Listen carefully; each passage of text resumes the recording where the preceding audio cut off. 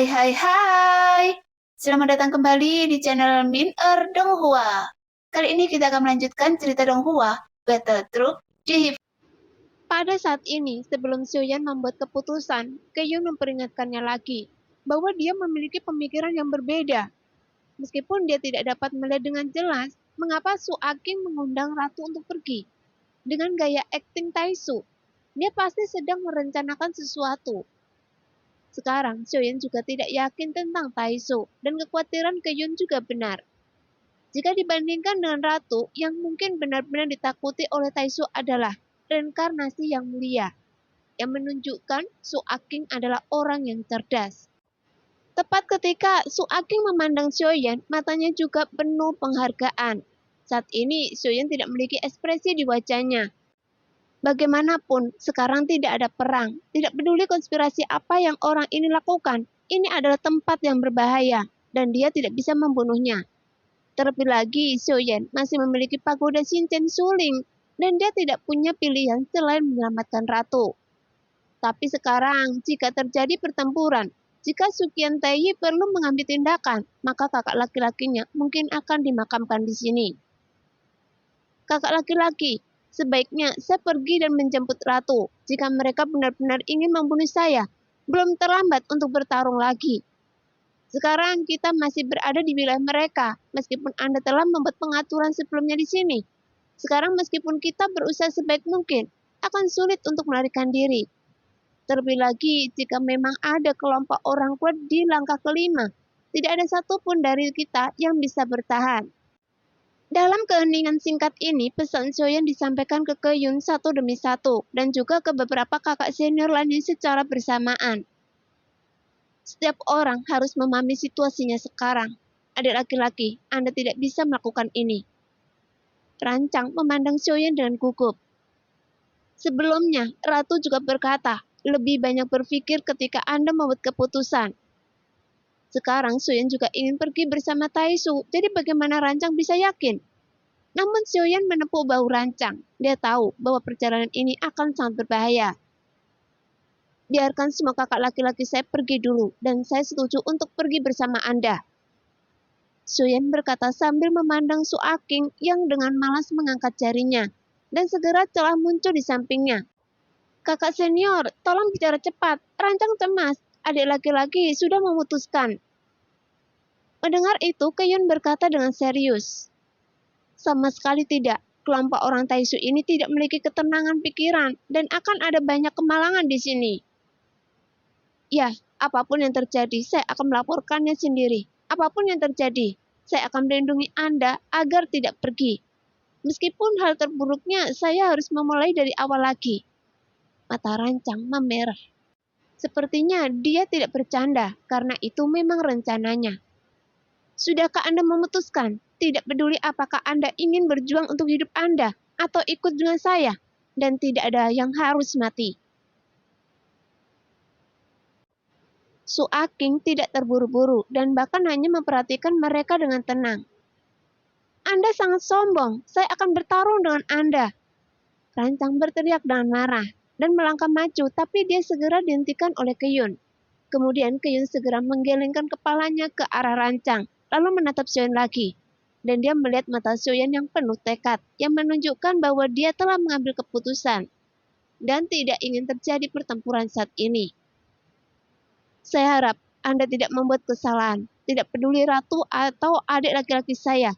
Siapapun yang berani menyentuh rambut mereka, Sensi akan membuat Anda membayar harganya. Pada saat ini, Keyun memandang Su Aqing dan berkata dengan suara nyaring, bahkan membuat Xiuyan tercengang. Bagaimanapun, dia tidak pernah melihat Keyun marah dan serius. Jangan khawatir, lihat adik laki-laki Anda. Meskipun dia adalah reinkarnasi yang mulia, dia sama lemahnya dengan saya, dan bahkan belum menembus keabadian dewa. Tapi dia bahkan masih terlalu lemah bagi saya, dan tidak menimbulkan bahaya apapun bagi saya. Terlebih lagi, jika saya benar-benar ingin membunuhnya, apa yang Anda lihat ketika Anda datang ke sini? Seharusnya dia sudah menjadi mayat. Sudut mulut Su Aqing terangkat dan dia selalu tersenyum. Wajah seperti itu tidak akan membuat orang merasa ramah, tetapi hanya akan membuat orang merasa sangat menjijikkan.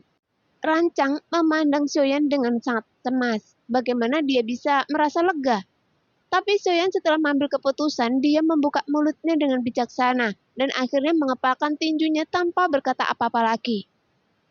Ayo pergi, adik kecil, tetaplah berhati-hati.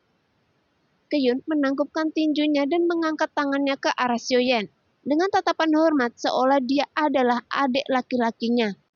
Meskipun Xiaoyan tidak dapat berempati dengan emosi seperti ini, dia tahu bahwa dia pernah menjadi tuan mereka dan dia memahami bahwa begitu dia menjadi tuannya, dia akan selalu menjadi seorang ayah. Bagaimanapun, Xiaoyan juga memiliki seorang guru dan dia tahu betul bahwa mantan muridnya seperti anggota keluarga. Meskipun yang lain tidak banyak bicara, tetapi jika mereka benar-benar harus mengorbankan nyawa mereka, Xiaoyan merasa mereka tidak akan ragu. Jadi Xiaoyan tidak dapat membayangkan bahwa Yang Mulia telah memimpin mereka.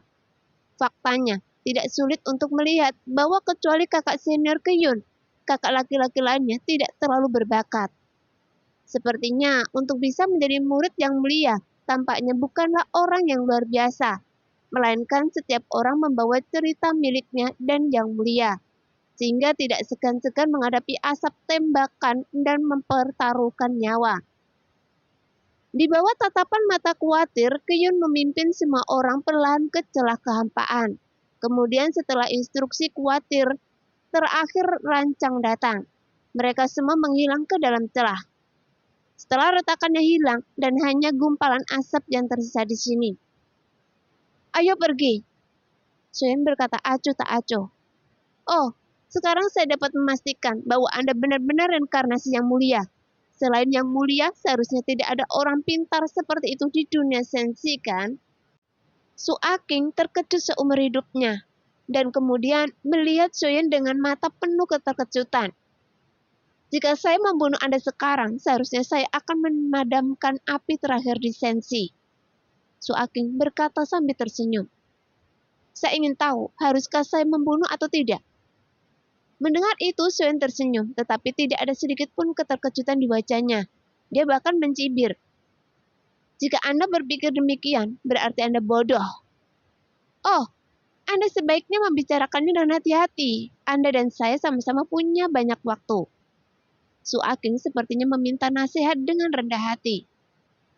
Yang Mulia tidak pernah menjadi manusia atau reinkarnasi. Jika Anda membunuh saya, sensi akan tetap melahirkan orang terkuat tidak peduli. Apakah itu saya atau bukan? Maka dia adalah Yang Mulia. Xiaoyan berkata perlahan. Ketika Su Aking mendengar kata-kata itu, dia segera menjadi berpikir dan kemudian mengangguk setuju berulang kali.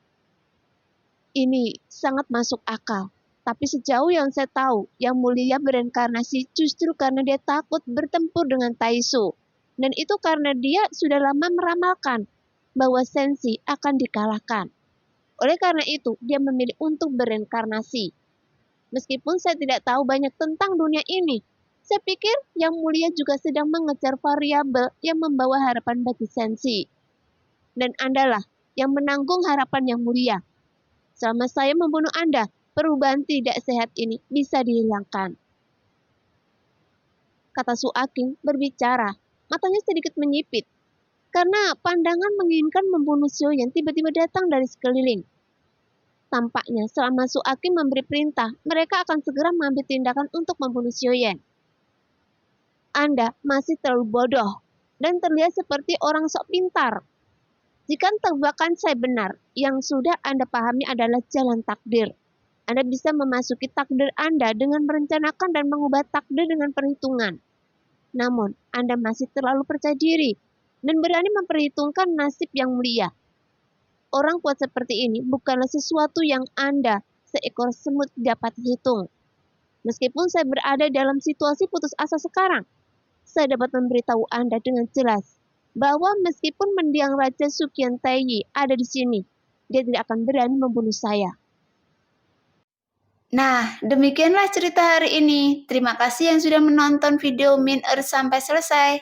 Sampai jumpa di video selanjutnya. Bye-bye.